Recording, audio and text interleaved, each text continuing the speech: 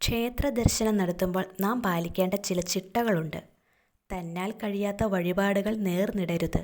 ക്ഷേത്ര ദർശനം ആരും ക്ഷണിക്കാതെ തന്നെ പോകേണ്ടതാണ്. ക്ഷേത്ര ദർശനത്തിന് വെറും കൈയോടെ പോകരുത്. പൂർണ്ണ മനസ്സോടെ വിളക്കിലേക്ക് എണ്ണയോ കർപ്പൂരമോ അല്ലെങ്കിൽ ഒരു പൂവെങ്കിലും സമർപ്പിക്കണം. ക്ഷേത്ര മതിൽക്കെട്ടിനകത്ത് പാദരക്ഷകൾ ഉപയോഗിക്കരുത്. ക്ഷേത്രാചാരങ്ങൾക്ക് വിരുദ്ധമായ വസ്ത്രങ്ങൾ ധരിച്ച് ക്ഷേത്രത്തിനകത്ത് പ്രവേശിക്കരുത്. സ്ത്രീകൾ മുടിയഴിച്ചിട്ട് ദർശനം നടത്തരുത്. ദേഹശുദ്ധി വരുത്തിയതിന് ശേഷം മാത്രം ക്ഷേത്ര ദർശനം നടത്തുക. അശുദ്ധിയുള്ള വസ്ത്രങ്ങൾ ധരിച്ചും അശുദ്ധിയുള്ള ഭക്ഷണങ്ങൾ കഴിച്ചും ക്ഷേത്രത്തിൽ പ്രവേശിക്കരുത്. പുല, വാലായമ എന്നിവയുള്ളപ്പോൾ ക്ഷേത്ര ദർശനം അരുത്. വിവാഹശേഷം അന്നേ ദിവസം വധൂവരന്മാർ ക്ഷേത്രദർശനം അരുതെന്നും പറയാറുണ്ട്. ഋതുമതിയായ സ്ത്രീകൾ 7 ദിവസത്തേക്കും ഗർഭിണികൾ 7-ാം മാസം മുതൽ പ്രസവിച്ച് 90 ദിവസം കഴിയും വരെയും ക്ഷേത്രദർശനം അരുത്. നടയ്ക്കു നേരെ നിന്ന് തൊഴരുത്. നടയുടെ ഇരുഭാഗത്തു നിന്ന് വേണം ദർശനം നടത്തുവാൻ. സ്ത്രീകൾ സാഷ്ടാംഗം നമസ്കാരം നടത്തരുത്.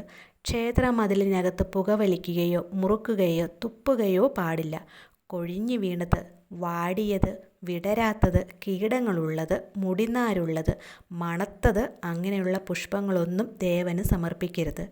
ക്ഷേത്രത്തിലേക്കുള്ള പുഷ്പങ്ങൾ, നിവേദ്യ സാധനങ്ങൾ എന്നിവ ദേവന് സമർപ്പിച്ച ശേഷം മാത്രം തീർത്ഥവും പ്രസാദവും സ്വീകരിക്കുക.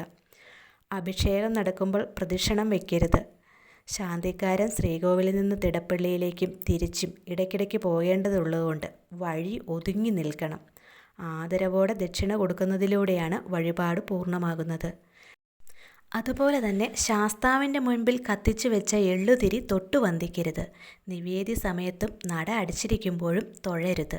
ശ്രീകോവിലിൻ്റെ ഓവിൽ നിന്നും വരുന്ന തീർത്ഥം വിഗ്രഹവുമായി ബന്ധപ്പെട്ട് ഒഴുകുന്നതുകൊണ്ട് ഓവ് സ്പർശിക്കരുത്.